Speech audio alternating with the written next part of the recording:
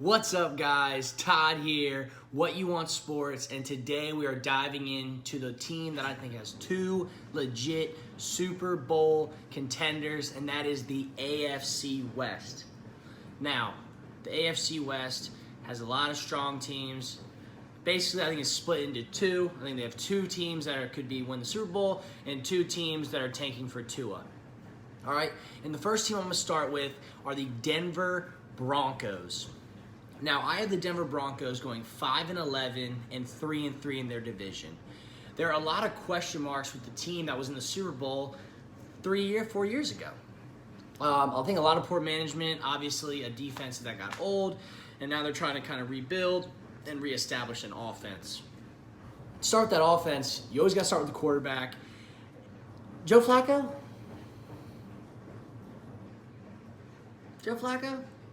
I don't see it. I don't see you winning a lot of games with Flacco nowadays. He lost to a guy who's basically was a running back last year. Not a good sign. Obviously, they take on his contract. Hopefully, he can kind of help out. I expect Drew Lock to actually get some playing time this year. I really like Drew Lock. I thought he was a first-round guy. Really strong arm. Can make all those tight throws. I think, obviously, he just needs to polish it up a little bit. So I do see him being a nice project down the road. But as of right now, they don't really have a quarterback. Now, they did, however, improve their offensive line from last year. It sucks they lost Matt Paradis to the Carolina Panthers. He was a good center. Centers typically kind of the glue for that offensive line. It stinks to lose him. But then they draft a guy like Dalton Risner, who people had very high on their board. I know Pro Football Focus had him as basically the highest grade an offensive lineman had in the college season last year. And then you bring in Juwan James, a solid right tackle from my Miami Dolphins. Overpaid him a little bit. He's a solid guy, and they paid him like he's a very good right tackle. But nonetheless, it's always smart to invest in your offensive line. Now, one of the weapons they got in the NFL draft, they got Noah Fant. I really like Noah Fant. I think he's perfect for the new offenses that are coming in the NFL, where basically you have a tight end that's kind of just a slot guy. Now, there are questions about his run blocking, but I think he can be an Evan Ingram with a little more polish and a little better of hands. I really like Noah Fant. Really like him for the team. They finally get a tight end. They've tried with a lot of different guys. It hasn't worked out. Hopefully it can work out with Noah Fant. And their running backs. Lindsey, undrafted, great year. As a rookie, I think he's a top 10 running back. I think he's going to be a top 10 running back again this year. People are kind of doubting him that he's going to repeat. They tend to think Royce Freeman is going to take over, and they're going to kind of split a lot.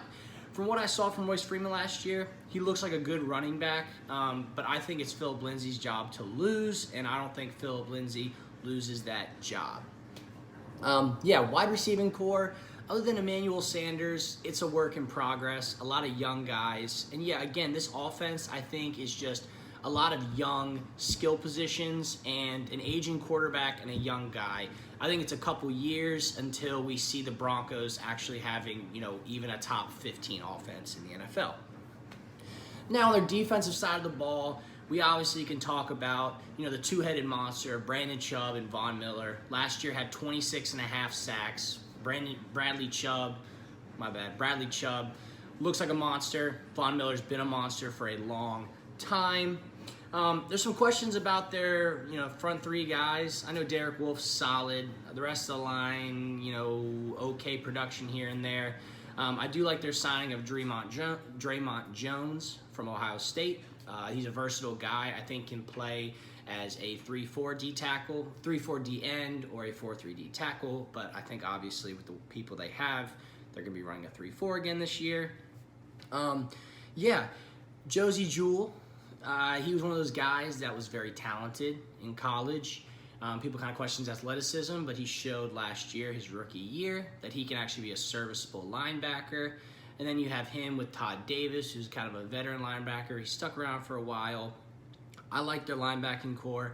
Obviously not elite on the inside, but solid enough to get the job done. And then, their secondary, a lot of question marks in my opinion, other than Chris Harris Jr., who's been a top 10, top 5, top 3 corner some years. But yeah, he's solid. But the rest of their secondary, a lot of question marks. Not really sold on it. I don't think this defense is going to be anything crazy this year. Again, that's why I have them going 5-11. Now, their best win I have is Week 13 versus the LA Chargers. Now, this is just a big win. It's a division team. You'll see later, I'm very high on the Chargers this year. I think it's a big win to beat any team that is as good and as talented as the Chargers are. Excuse me. Now, the worst loss I have is Week 1 at Oakland. I think it's just going to be tough.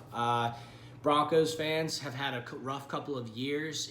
In the past, it seems like their offense hasn't been able to catch up with their defense, and now their defense has kind of aged out a little bit. You know, Aqib Talib isn't there anymore. That Super Bowl team has kind of fallen apart. Now you got some young pieces you're trying to rebuild, and I think it's just rough when you lose first week to Oakland because the Raiders are trash. All right. So that is the Denver Broncos. Now, the next team I'm going to talk about is a Super Bowl contender. I don't have them as high as everyone else does, but it is the Kansas City Chiefs, who I have going 10-6 and 4-2 in their division. Now, you obviously know where we're going to start with the Chiefs offense. That's Patrick Mahomes, best quarterback in the league, most talented quarterback I've seen since Peyton Manning. Has a chance to be better than Peyton Manning. He can make any throw. He plays like it's backyard football. He's not scared of any throw, and he's accurate. It's crazy. Most guys, like I've talked about in the past, I talked about with Sam Darnold and Andrew Luck, and they're these guys that they trust their arm. Mahomes trusts his arm, and he makes the throws almost every time. You know, he only had, I think, 11 turnovers last year, a couple fumbles, but only 11 interceptions. Very solid. Yeah, I think without a doubt, the best quarterback in the league, most talented. So, word today, Tyreek Hill is not getting suspended. I made this list, obviously, in the last couple of days. But yeah, my biggest question was what was going to happen with Tyreek Hill, because Mecole Hardman, I know people liked when they drafted him for the fit, but when you watch him on film, he is not a complete wide receiver. He is a burner, but a lot has to happen to go from a burner to a complete wideout, as we even saw with Tyreek Hill. Now, their number one target is going to be Travis Kelce. He's the best tight end in the league. I don't think there's any debate about that. If you watch him, you watch the Chiefs at all, he pops off the film. He's the number one target. Their wide receiver and core, I think, is honestly pretty thin behind Tyreek Hill. Sammy Watkins is okay. He's an average guy, pretty good in the slot, but, I mean, not elite or anything like that. Patrick Mahomes kind of makes his weapons. Yeah, and their offensive line, the only thing I want to talk about is they lost Mitch Morse, again, a center who can be a glue guy. They lost him to the Buffalo Bills. Good center, not an elite Pro Bowl center by any means, but a good center, and they might miss him. And yeah, running back position, very weak. I know some people like Damian Williams. When I watched Damian Williams, I was very impressed with him in his role last year towards the end of the season and the playoffs, but I saw him in Miami. I am not convinced that he can do that for a whole season, and again, he doesn't have to, but I do see this offense slowing down a little bit with not having, you know, an above-average running back. Now, their defense, their defensive line, I think very much improved. Frank Clark was a big signing. I'm glad they went out and got him. We saw last year in the playoffs that Chiefs defense, you just can't rely on it. I really like Emmanuel Ogbah, kind of as a situational pass rusher. I think he can come in and give you the same production as a Justin Houston. He was very athletic, never really broke through on the Browns, but I think he'll be given a lot of opportunities with the Chiefs, and he should be solid. Then again, you also have Chris Jones, who I have as a top 3 defensive tackle in the league, but majority, everyone has him at least in their top 5. This guy gets after the quarterback. He stops the run. He is a beast. Great guy. I love what they did with their defensive line. And yeah, their cornerbacks are kind of weak. You know, not really a true one guy. Yeah, but luckily they should get after the quarterback enough where their corners won't have to hold up as much. But yeah, that's what I think about their secondary. There's still a lot of questions there. I like what they've done with their safeties, bringing in Tyrann Mathieu. Again, the Chiefs have done a good job noticing that they were contenders and they just needed to kind of boost that defense to kind of keep up. Basically, if you don't allow 20 points, 25, 30 points, you're going to win every game because Mahomes is going to give you production. But yeah, they got Tyrann Mathieu. They draft Juan Thornhill, a coverage guy out of Virginia. Nice ball skills, really good. So yeah, that's what I think about their defense. Not an elite defense by any means, but I do see them kind of getting back to their defenses within this last 2 or 3 years, where they were very good defenses, but not a Chicago Bears last year or Jacksonville 2 years prior. Nothing like that, but a serviceable defense to where they're not just getting destroyed all game. Best win, Week 17 versus the Chargers. A lot of these best wins are going to be against the Chargers, who I think are the team to beat in this division. You'll hear about that in the future. But yeah, I just think that's a big win. They lose the Chargers in LA, so it's nice for them to beat them Week 17 at home, going into the playoffs, kind of give them a little morality boost, and hey, we can beat the best of the best. And worst loss is Week 14 in New England. Yeah, that's a heartbreaker. You want payback for that, and they don't get it.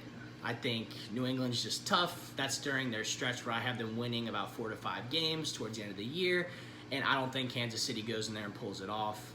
And yeah, so that's just going to be a tough loss for Chiefs fans. All right, now going into my next team, I have the LA Chargers. Now, I think the LA Chargers on paper are probably the most talented team in the NFL. I challenge someone to find a team where you look through the roster and you don't see holes really, offensively or defensively.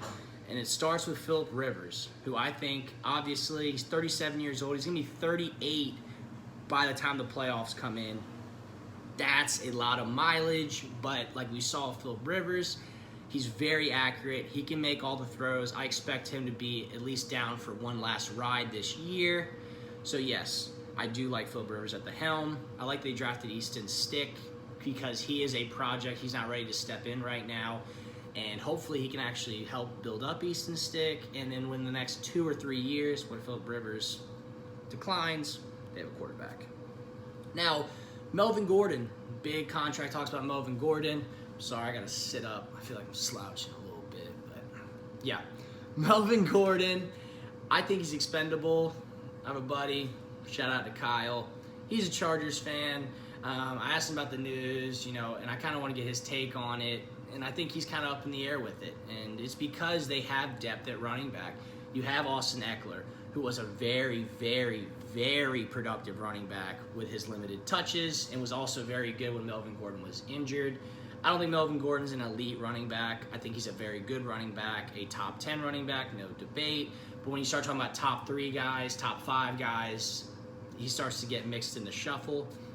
And then you also have a guy like Justin Jackson, who's shown that he can be a serviceable running back as well from Northwestern, and even Detrez Newsome. Shout out to Western Carolina, go Catamounts. And yeah, then you have a guy like Hunter Henry, who people forgot about Hunter Henry. Not obviously big football fans. You still remember Hunter Henry. He was supposed to take the NFL by storm, got injured. He is a heck of a talent. I expect him to come back and be very serviceable next year. Hopefully he's not a Tyler Eifert situation where he just keeps getting injured, but hopefully that's not the case. And then they have a 3-headed monster, honestly. Keenan Allen, great receiver. I just did in my recent rankings. I have him as the 10th best receiver in the NFL. And I think obviously he's a great route runner, great hands. He's amazing in the red zone. And then you pair him with a guy like Mike Williams, who's a big, red zone threat. He really showed last year that he's going to give you production. Very nice number 2. Then you have a guy like Travis Benjamin, who is a burner. I think they complement each other very well, and I think the Chargers just have a plethora of weapons. And a good enough offensive line.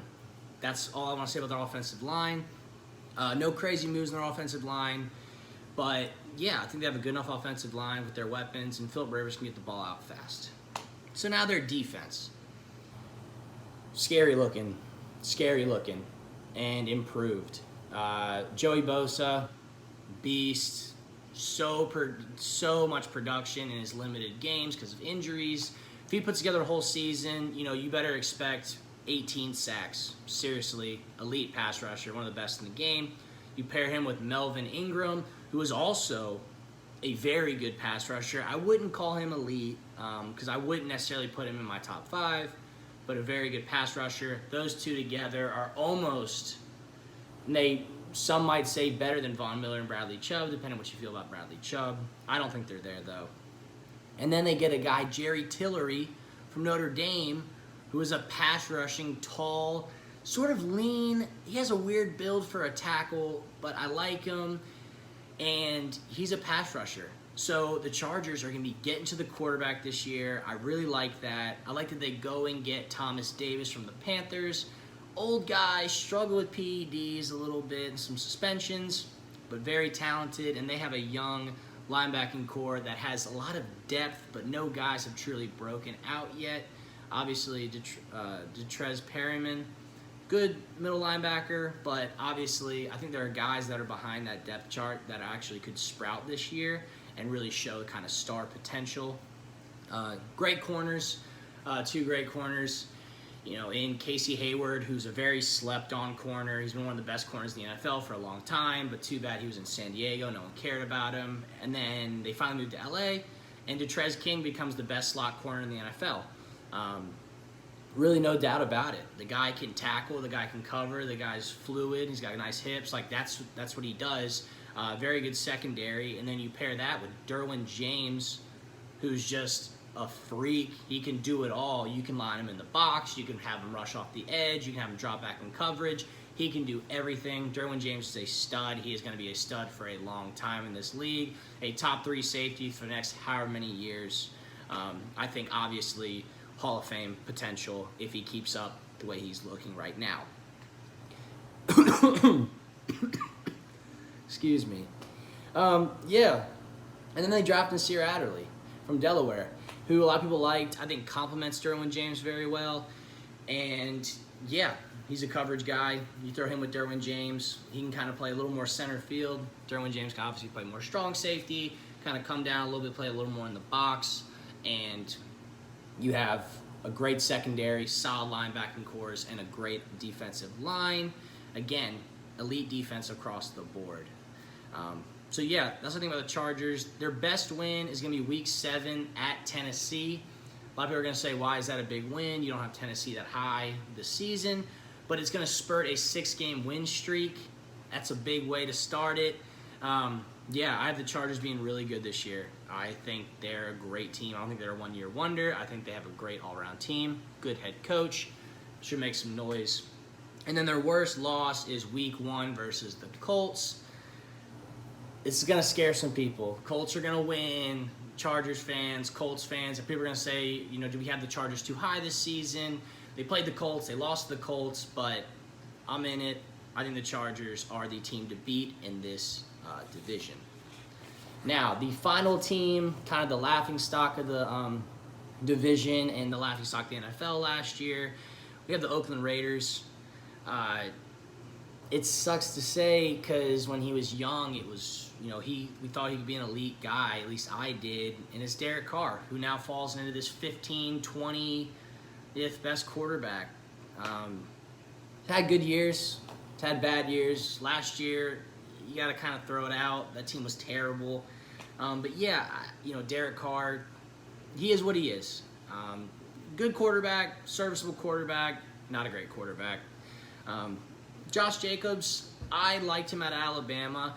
I liked him. I thought he looked really good in touches. I'm just kind of surprised why Saban didn't play him more. And I like to see how he does when teams truly scheme for him. But he runs with ferocity. He is a beast running back. Hopefully he gets touches and he can play well. And, because they have no other running backs. If this was 2011, you'd be really ecstatic to have Doug Martin. Or yeah, 2012. 2012, 2011. You were really excited to have Doug Martin, but it's not that anymore. Yeah, wide receiving cores, Antonio Brown, big signing. Kind of odd the position that they're in right now. I don't think the Raiders are ready to compete anytime soon, but Antonio can get his touches. He's obviously, no doubt, a top 3 receiver in the league. Him, D-Hop, and Julio. I think it's them, and then there's a drop-off, and then you got the rest of your guys. Tyrell Williams, they got him from the Chargers. A nice little inside division steal. Good receiver. Nice pickup. They need to make moves somewhere. I don't even want to talk about their tight ends. The tight ends are awful. There's no need to talk about them. We can talk about Hunter Renfrow real quick.